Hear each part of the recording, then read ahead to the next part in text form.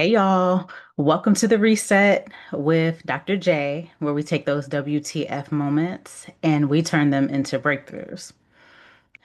All right, so I just did my TEDx talk, May 16th. It's done, it's out there. I'm still processing it.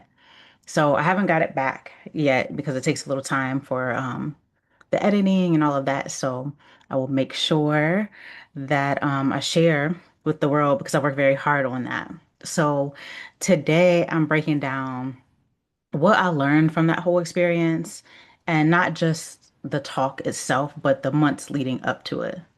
Because here's the thing, whether you're preparing for a TEDx talk, starting a business, making a career change, or doing anything that scares you, the lesson is the same.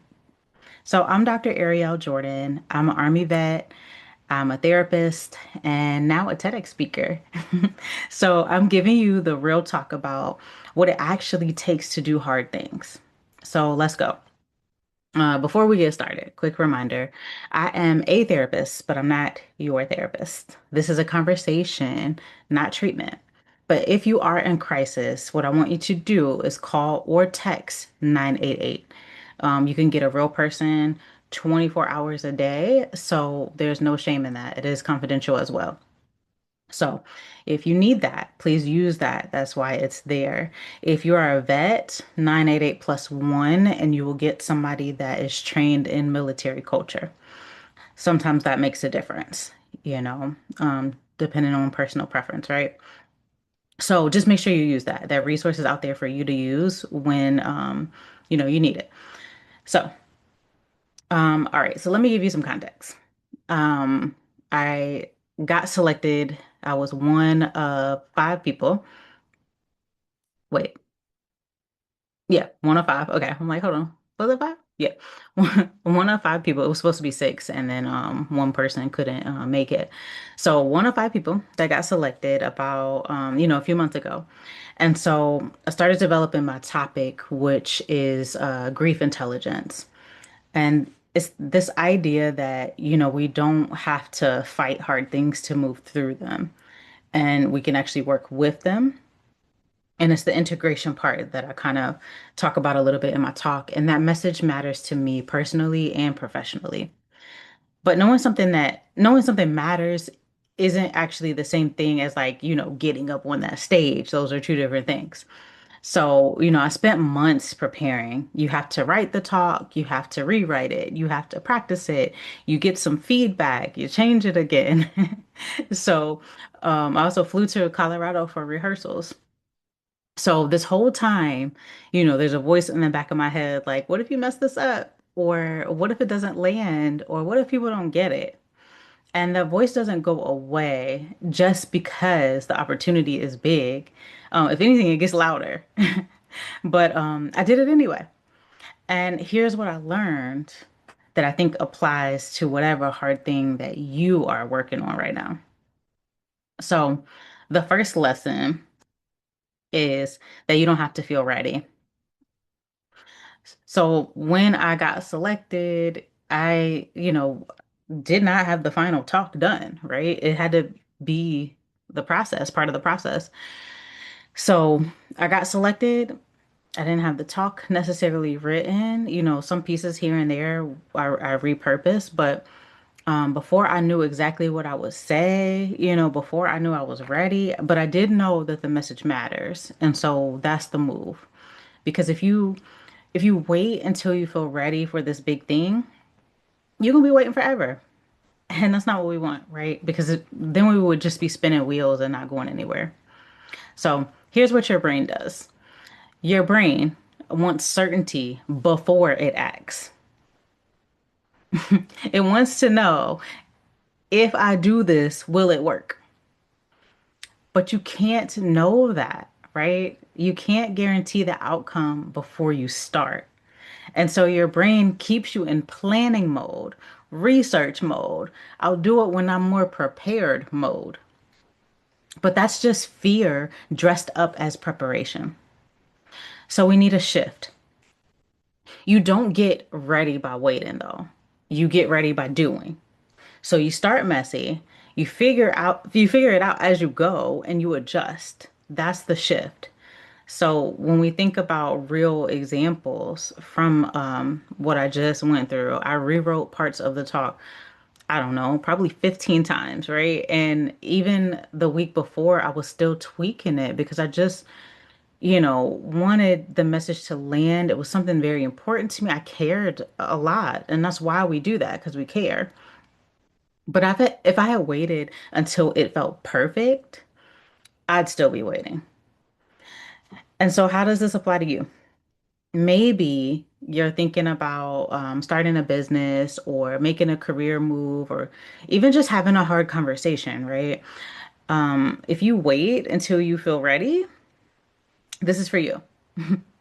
So stop waiting. You don't need the whole plan. You just need the first step. Take it, even if you don't feel ready. Readiness comes from action, not from thinking about the action. So what's your move? That's, that one thing that you've been waiting on. Find that first, think about it a little bit and answer that question first. So what's one thing that you've been waiting to feel ready for, right? Identify that. And then what if you started this week messy, imperfect, but moving forward? And just try it. So that's the first lesson is just to recap, you don't have to feel ready. So I want people to like know that, feel it, and it's also a good reminder for myself. So, lesson two, feedback is a gift, even when it stings. So I talked about this before on a previous episode, but I think it's so important that I want to go over it again. In Colorado, I practiced my talk in front of coaches and the other speakers, and they were all wonderful people. They gave me feedback, and some of it was great, and others was hard to hear because, like, hearing this section isn't clear and it's clear to you. It's like, whoa, wait a minute, or take a breath here. You're rushing the most important part, or learning that your story doesn't land the way you think it does. And so in the moment it's tough, but at the same time, it's just because you worked on it and you thought it was good. But we also need other people because I would hate to, be standing there pouring my heart out and all the things that I have worked on and no one gets it but me. Like that would be crazy. I needed that feedback. Hey, this part doesn't quite make sense to me. And if two or three people say the same thing, it's like, oh, okay, so let me check myself because I need it to make sense. So here's what I know. I cannot see my own blind spots. I am too close to it. I know what I mean, but that doesn't mean that it's landing for other people. And the same goes for you. You cannot see your own blind spots. You are too close to it. So here's the neuroscience. Your brain has something called the curse of knowledge. So once you know something, it's hard to remember what it's like not knowing it. So when you're explaining something or you're creating something, you assume that people will understand because you understand. But they don't have the context that you have. And that's why you need other people to tell you what's not clear, what's missing, what's not working. That's also why coaching works so well. If you've ever worked with like a business coach or a life coach or even a therapist, like you're too close to the thing. If you've ever like talked to somebody and you're like, wait, why didn't I think of that? Or that seems so simple, why didn't I do that? You're too close to it, and so you have to think about it. We need other people. So here's the shift. Stop avoiding feedback. Seek it out. Find people who care enough to tell you the truth, not people who are just going to validate you, people who will make you better. So, one coach that I had worked with told me that like some of the parts needed to come out. They were like hidden, say it a different way. And when I said it like a different way, it was like, oh, okay. So I restructured and the talk got better. So how does that all apply to you? You're maybe you're building something and maybe it's a business, a project, a new skill, something, but you're avoiding feedback because you're afraid that it'll confirm your fears that it's not good enough or something like that. Just know that feedback is not rejection, it's just information. And then you're going to use it. And so, how do we move? You find one person that's going to give you honest feedback on the thing that you're working on, not somebody that is going to just, they'll just be nice. We want people to be nice or kind or whatever, but we also want people that's going to make it better. So, listen, adjust, improve. That's how you level up. So, just to recap, the lesson number two is that feedback is a gift, even when it stings. So, make sure we're kind to people. We don't have to go and like rip up people's ideas or anything like that. But literally, is it going to make it better? Do I mean well? So that brings me to the next lesson. Lesson three. The thing that you're avoiding is probably the thing that matters the most. So for me, it was my personal story in the talk, the part about my losing my daughter, Jordan. That part about my own grief was the hardest part to write. It was the hardest part to practice because it's vulnerable, because it's real. And there's a part of me that wanted to skip over and stick to the theory. But also that's also the part that like makes the talk really real, right? Because I've given you something personal about me that is also relatable for some. And then even if it's not relatable as far as like child loss, we've all know loss in some way, shape, or form. So it's the part that makes the talk real. So here's what usually happens, right? We avoid the hard part because it's risky. And if you share the personal thing, people might not get it. They might judge you, it might not land. But if you tackle the hard part of the project, it might not work. If you have the hard conversation, it might go badly. So then we avoid it. That's what we're thinking, right? But the hard part is usually what matters the most. So we need to shift that. So stop avoiding it, face it. Not because it's uncomfortable, but because it's real. And real is what connects. The feedback I got after the talk was completed, like when I got off the stage and I was able to talk to people and stuff. The part that connected with mo was most about my personal story. It was the theory too, and the framework and the story. But the part that I got that I almost cut out because it felt too vulnerable is the one that people resonated with. It's the one that people pulled me to the side and said, "Hey, I went through something similar. Let me tell you about it." And hey, thank you for being vulnerable. This made me think about my own grief and how I can handle it better or how I can experience some freedom of my own because you shared your story. It was beautiful. So, how does this apply to you? Think about it. What is the part of your thing that you're avoiding? The conversation that you need to have, but you keep putting off. The part of the business that scares you. The section of the project that feels too hard. That's probably the part that matters the most. So just think about that. Apply that to things in your own life. And then what's the move?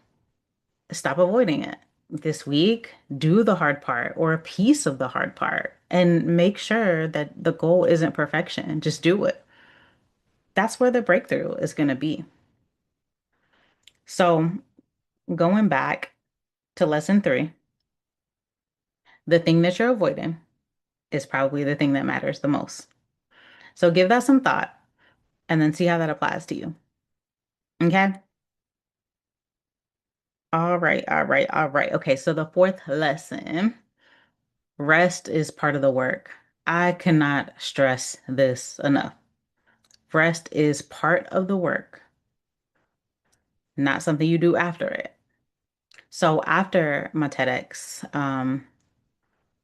I rested that evening and then I had to fly back home. But I went back to work because you know we have to be responsible adults. But also I am taking a cruise this week. So I'm taking a cruise to the Bahamas with my best friends that have been my friends since childhood. So it's going to be a non-working trip. And not because everything is done, because it's not. I'm a business owner. I have a couple of different businesses. So everything is never done. But because if I waited until everything is finished to rest, then I would never rest. And that is not good for us. And I know we get into that mode sometimes, some of us, but it's not healthy. When rest is part of it, like I know I'm excited for what's going to come after this week off because usually when I take the time off, I'm like, all these new ideas come and stuff like that. It just feels so freaking cool when I come back because my brain has rested. Or if I'm like, maybe if I'm having fun and something comes to me, I'll stop and do a phone note real quick or a voice note to myself and come back to it later because I still don't need to work. My brain cannot help but to come up with ideas, y'all. I don't know what that's about, but I will jot it down and I'll come back to it later or stick it in my Trello, which is my organizational system, and I'll come back to it later. Because it's not something that needs to be handled right now. It's not something that needs to take me out of the vacation. So back to my point. Here's what happens. We treat rest like an award, like we get it after we've earned it. Mm-mm. I'll rest when the project is done. I'll take a break when things calm down, but things don't calm down. And there's always a next thing. And so rest has to be part of the project. We have to train our brains to know that it's part of the process. So the neuroscience behind that is your brain can't or doesn't function well under chronic stress. You lose creativity and sometimes you make worse decisions and then you burn out. So rest cannot be viewed as lazy. It needs to be viewed as strategic. So it's how you stay sharp. It's how you maintain the work long term. You need to sprinkle some rest in there. So what's the shift here? It's building rest into the plan. So we're not using it as a reward at the end. It's part of the process. So think about what that means for you. I knew that TEDx was going to be intense. So I planned to go and then work and then take the cruise before I gave the talk. And that way I knew that rest was already built in and I wasn't waiting to see if I deserved it. The timing just happened to be right, and I worked all of that out in my brain. So, how does this apply to you? What hard thing are you working on right now? When is the last time that you rested and not scrolled on your phone, actually rested? If the answer is I don't remember, that's a problem.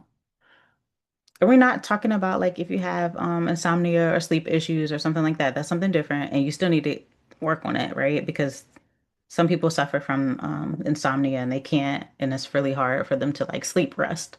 But also make a doctor's appointment and make sure that you're being proactive about that because I know a lot of people that have sleep issues, and it's important that we deal with those. But also, you know, if you're just busybody, make sure you rest. So schedule rest this week. That's our move. Even if it's just like one evening or like one morning or like today I chose to sleep in a little bit longer, like an hour longer. And it felt really good. Even if it's a day. You know, if we have a sick day, our body takes us out and we can't do nothing. So like let's do that without a sick day. Let's actually chill for like one day and just see what happens, half a day, whatever. Put it on your calendar, protect it. You cannot do hard things if you're running on empty all the time. Okay?